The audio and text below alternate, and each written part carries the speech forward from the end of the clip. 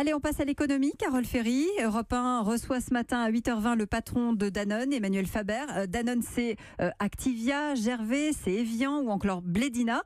Le groupe veut désormais associer les salariés aux grandes décisions sur l'avenir de toutes ces marques. Exactement, le PDG l'a annoncé hier aux 100 000 salariés. Il veut lancer une consultation géante pour que chacun puisse s'exprimer sur ce que doit devenir Danone d'ici 2030. Par exemple, le groupe a choisi de renforcer ses produits de santé, d'abandonner la fabrication de bières et de plats cuisinés. Est-ce qu'il faut continuer dans cette voie? Ça, c'est un exemple pour la France, mais il sera décliné dans chaque pays en fonction des spécificités de chacun. Et pour que les salariés soient pleinement engagés, eh bien, ils vont recevoir chacun une action Danone en cadeau. Alors, à vous entendre, Carole, Emmanuel Faber, c'est quasiment le patron Père Noël idéal. Alors attendez, d'abord l'action Danone, elle vaut 67 €. Et puis sur le personnage, son entourage parle d'un homme pas très chaleureux, qui travaille beaucoup, dort peu, n'a pas hésité ces dernières années à restructurer Danone, suppression de postes à la clé. Mais c'est aussi, c'est vrai, un patron connu pour son engagement humanitaire. Vous vous souvenez peut-être de cette vidéo dans laquelle Emmanuel Faber explique comment sa vie a basculé après la mort de son frère schizophrène. Il a été également volontaire à Calcutta, à la jungle de Calais.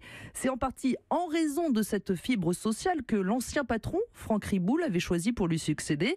On est là dans la droite ligne de son propre père, Antoine Riboud, qui défendait déjà le principe d'un capitalisme respectueux des salariés. C'était en 1972.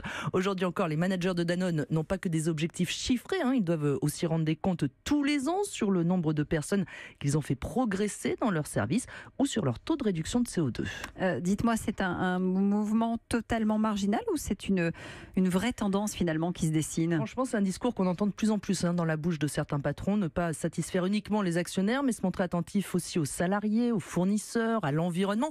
Il faut dire que c'est une demande forte de la jeune génération. Travailler pour une entreprise qui a du sens. De là à dire que c'est un mouvement dominant, on n'y est pas encore. Il y a par exemple la loi Pacte. L'objectif, c'est d'inciter effectivement les entreprises à ne pas penser qu'à leur seul profit, mais à leur rôle dans la société. Mais beaucoup craignent aujourd'hui qu'on se dirige plutôt vers un consensus mou face à un lobby quand même virulent du patronat plus conservateur. Carole, pour le cas de Danone que vous venez de nous citer, est-ce que c'est pas une opération de com? Ou est-ce qu'il y a vraiment une réelle envie de changer la façon de diriger une entreprise aussi importante? Parce que vous le disiez, plus de 100 000 salariés. Non, c'est vraiment une nouvelle manière de diriger une entreprise.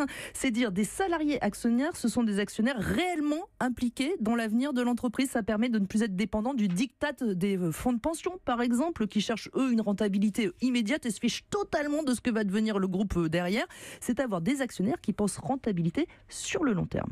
On en saura plus tout à l'heure. Bien sûr. 8h20 avec Emmanuel Faber. Il sera face à Patrick Cohen sur Europe 1, bien sûr.